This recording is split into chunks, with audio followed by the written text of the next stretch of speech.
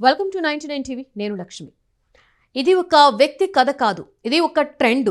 ఇది ఒక దేశాన్ని కలవరపెట్టే సంఖ్యల కథ. ప్రతిరోజు సగటున 426 మంది భారతీయులు భారత పౌరసత్వానికి గుడ్ బై చెబుతున్నారు.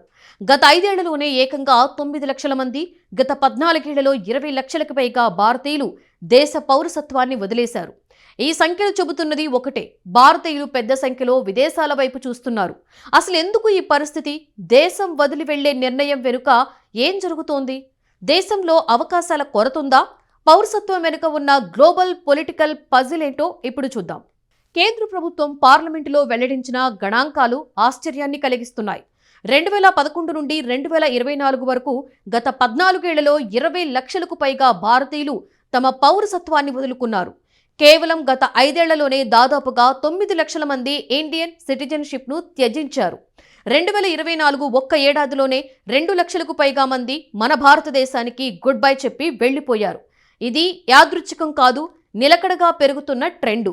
గంటకు సగటున 18 మంది, రోజుకి 426 మంది, నెలకు దాదాపుగా 13,000 మంది దేశాన్ని వీడుతున్నారు.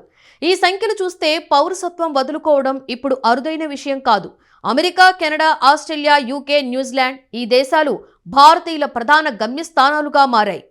దేశంలో నిరుద్యోగం భారతీయుల్ని విదేశాల వైపు పరుగులు పెట్టిస్తోంది.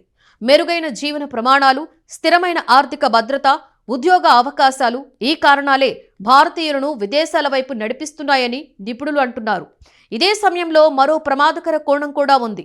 విదేశాలలో ఉద్యోగాల కలతో చాలా మంది యువత నకిలీ ఆఫర్లతో మోసాల బారిన పడుతున్నారు. సోషల్ మీడియాలో కనిపించే ఆకర్షణీయమైన జాబ్ పోస్టులు, నకిలీ ఏజెంట్లు, అక్రమ రవాణా నెట్వర్కులు ఇవి యువత జీవితాలను చీకట్లోకి నెట్టుతున్నాయని కేంద్ర విదేశాంగ శాఖ ఆందోళన వ్యక్తం చేసింది. ఈ మోసాలను అడ్డుకునేందుకు కేంద్ర ప్రభుత్వం చర్యలు చేపట్టింది. ఇమిగ్రేట్ పోర్టళ్లలో నమోదు కాని ఏజెంట్ల వివరాలను బహిర్గతం చేసింది.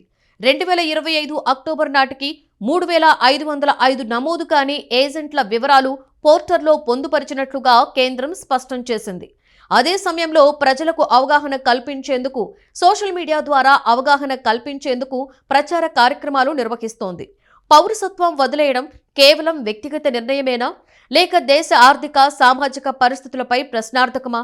నిరుద్యోగం, విదేశాలలో మెరుగైన అవకాశంపై నమ్మకం, భవిష్యత్తు భద్రతపై ఆందోళన ఇవన్నీ కలిసి ఈ పెద్ద సంఖ్యలకు కారణమవుతున్నాయా? ఇది కేవలం గణాంకాల కథ కాదు, దేశ భవిష్యత్తుపై చర్చకు దారితీసే అంశం. 20 లక్షల మంది ఇది ఒక చిన్న నగరం జనాభా. ఈ సంఖ్య భారతదేశం ముందు ఒక కీలక ప్రశ్నను నిలబెడుతోంది.